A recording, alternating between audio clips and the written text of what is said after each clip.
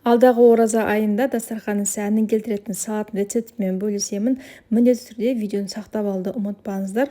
Ең алдымен бізге ысталған тауықтың төс еті қажет болады. Оны осылай видеодағыдай көбіктеп турап шығамыз. Кейін сырды да дәл солай тураймыз. Енді бізге піскен жұмыртқа қажет болады. Жұмыртқаның сары уызын бөлек алып қойып, ақ уызын ұсақтап турап аламыз. Енді бізге СК фирмасының осылай консервіленген ананасы қажет болады. Бұны да алып, осылай ұсақтап турап шығамыз көбіктеп. Енді салатымызды жинаймыз. Осылай арнайы кольцоға бірінші тауықты саламыз. Міндетті түрде әр слойға майонез жағатын боламыз. Жұмыртқаны,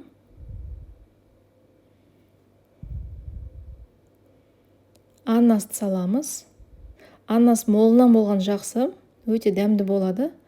Ең соңында осылай ірімшікті сырды салып, салатымыз жиналды. Енді салатты дәл осы мен соңғанда әрлесеңіздер болады, өте әдемі көрінеді.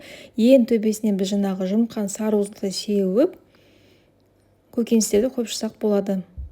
Міндетті түрде дайындап көріңіздер.